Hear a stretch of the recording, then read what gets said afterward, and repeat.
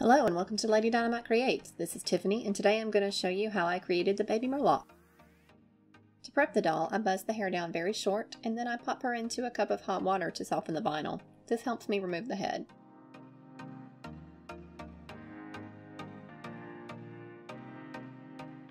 Once I've removed the head, I go ahead and scrape the plugs with a flathead screwdriver and then pull out all the gunk with my needle nose pliers.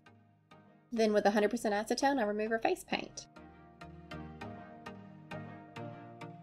And before starting the face up, I paint the scalp and reroot. For the face up, I use these watercolor pencils, pan pastels, and some gouache. So I prep her with 2 coats of Mr. Super Clear, and after those have set, I go ahead and get started on her face up. The first thing I do on layer 1 is go ahead and define her eye shape, and I just sketch those in with a pink watercolor pencil, and then I fill in the whites with a white pastel pencil. After I'm satisfied with my shape, I go ahead and start shading in her face. Using my stubby little brush and a pastel that is slightly darker than her skin tone, I start shading in around her eyes, her nose, mouth, and ear, just really any area that's going to naturally be in more shadow. I use a few different size brushes when I do my shading. It just depends on how large the area is I need to cover and how tight the space is. I find that it's nice to have a few to choose from for when you're doing different effects. I also have mine labeled so that this set is for my blues, this set is for my pinks, and this way I don't have to wash them in the middle of my face up. Or even worse, you're working with a new color but you didn't remove the other color completely and it muddies up the new color on the brush and just ruins your work. And then I like to use my kneaded eraser to pull up any stray pastel. I like to use Q-tips to blend out my pastel, this way the shading has a natural transition.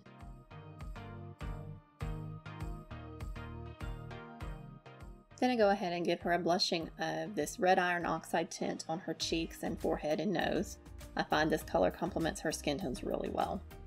And actually, if you're ever in doubt on what colors to use, the Adobe Color program is very awesome online. You can go on there and just pick the type of triadic or complementary color that you want and put in the color you are starting with, and it'll give you a great color to go with it.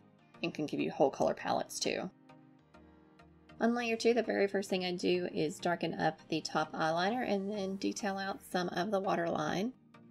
To shape out her eyebrows, I start with this bright turquoise, and although it does match her hair color, it really didn't look good on her skin tone, so I went in and hit it with a darker shade, and then I used my pencil eraser to shape those into the correct shape. And then here is where I made a big mistake. I thought I'm going to give her some orange eyeshadow. No. Should not have done that. It looked horrible and muddy just right off the bat, so I go ahead and try to erase all that. I erased as much as I could off that layer, but you could still see a tint of orange, so I went ahead and tinted the other side to match it. That way they were still balanced while I'm working on the doll. And by the time I finished with all of the layers, you didn't see the orange anymore. I'd managed to cover it up. I darken up the nostrils, then using a turquoise, I detail out around the sides of the nose and the philtrum. To keep it from being such a harsh line, I'm using a blender pencil to soften up those pencil marks. Using a pastel pencil, I highlight out her T-zone right under her cheeks and along her eyes, and then I blend out that with a Q-tip. At the time the video goes live, I'm going to have this doll available for sale in my Etsy store, and the link will be in the description box below. I also have a few other dolls up for sale right now as well, so go check them out.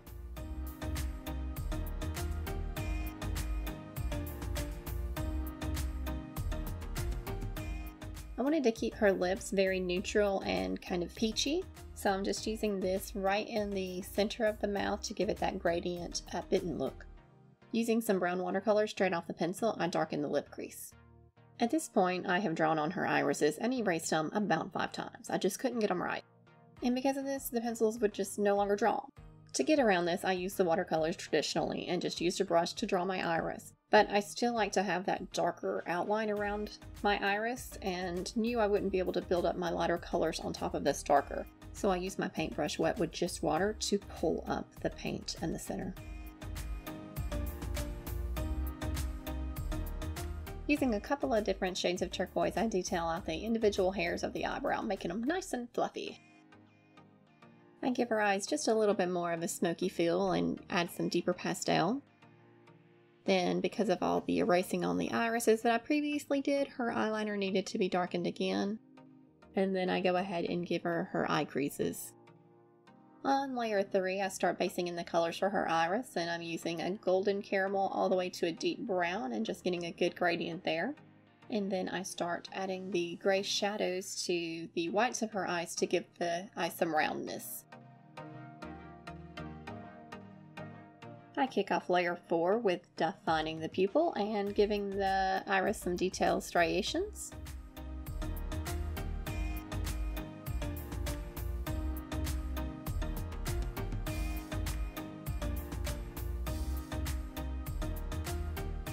I add her upper and lower lashes in, and I use my Faber Castell Art Grip Aquarelle pencil. It's a little bit harder lead, so it allows me to get really fine lines. And I do my initial pass with this one, and then I go back through with my Inktense and just darken up the base of those eyelashes.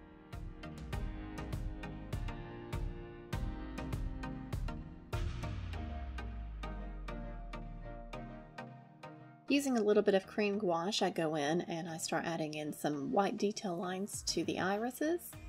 And then you're going to see me live on the edge. I'm not going to seal, and I'm going to start doing my eye whites. Luckily, it all worked out and I didn't have to do another layer, but I ran the risk of having to start this layer over.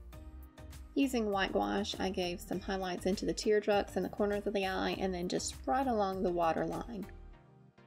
Then with a very light touch, just hit the tops of those eyelashes just to make them pop.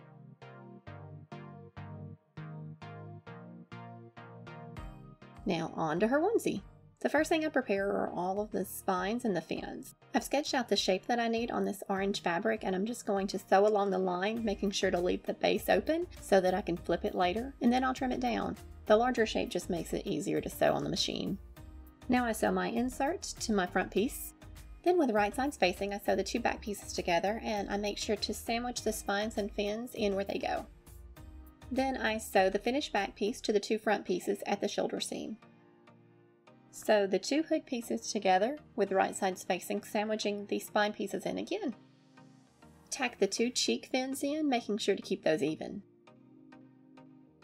To attach the hood trim, fold it in half and sew it right sides facing to the hood. To attach the hood, match up your shoulder seams and back seams and sew right sides facing together. Next, sew the sleeves to the bodysuit and then attach its cuffs. Fold the bodysuit in half with right sides facing and sew up the side seams. Next, I attach the cuffs to the legs. I did have to make these cuffs a little bit longer because the Requiem pattern, which I will link in the description box below, calls for a stretch fabric, and I am using a non-stretch. With the right sides facing, I'm going to sew up the front and the back crotch. Now, once again, right sides facing, I am sewing up the leg seams. The last thing to do for construction on this is to go ahead and add the Velcro closure that'll go up the front. Make sure that you add the soft side of the Velcro on the front, because this will make it easier to sew your button details on if you're not having to go through the harder Velcro piece. I want my Murloc onesie to have their signature stripe and the eye on the front, so I'm using masking tape to help me pattern this out, and I just put it over the top of the onesie, sketch out my design, and then scan it. To create my custom cricut design, I'm using this free program called Inkscape. I import my pattern, then I use the Bezier curve tool to give it a basic shape. And I know not everyone has a Cricut, but this technique can still be used if you just plan to cut it out by hand. Once I have a basic shape, I go ahead and I change my stroke color, and then I thicken it up so I can see it a little bit better. Now using Edit Pass, I start refining my shape. You can pull on the line itself, or you can click on the points and use the Bezier curve tools as well. I do find that if you want to get smoother curves, you do need to keep your Bezier handles straight with each other. If they start meeting your point at angles, you're going to start seeing that indent in your curves. After I'm happy with my design, I go ahead and I export this as a PNG. This allows it to maintain its transparency. So this image is a little bit more complex than the first one I showed you, and this has 3 colors. The first thing we're going to do is upload the image, and we are going to select Simple and Cut for the entire thing. We're going to bring in the image again, selecting Simple, but this time we are going to select the turquoise and erase that color. We're going to go to Cut, and that is going to leave just behind the eye shape. We're going to follow those same steps for the pupils, bringing it in as Simple. But this time you'll notice that when you delete out the white and the turquoise, you're still getting a little bit there that you need to go in and hand erase. So just zoom in and give it a swipe. And then save as a cut image again. Now do the same thing for the turquoise stripe.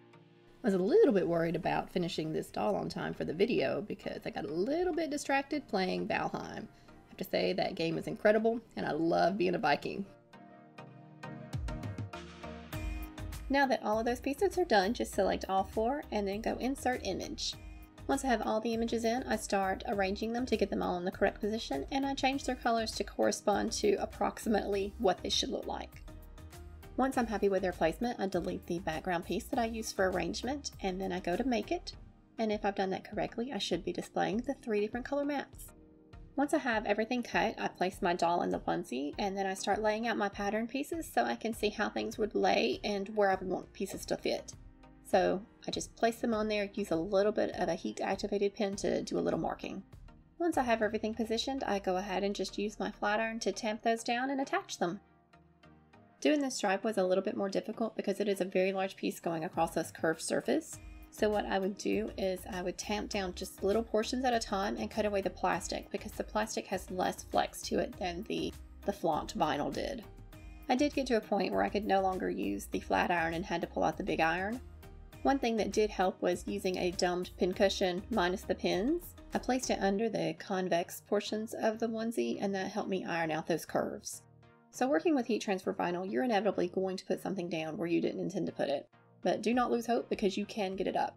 All you have to do is lay the piece onto a heated surface. In this case, I am showing my example with my flat iron.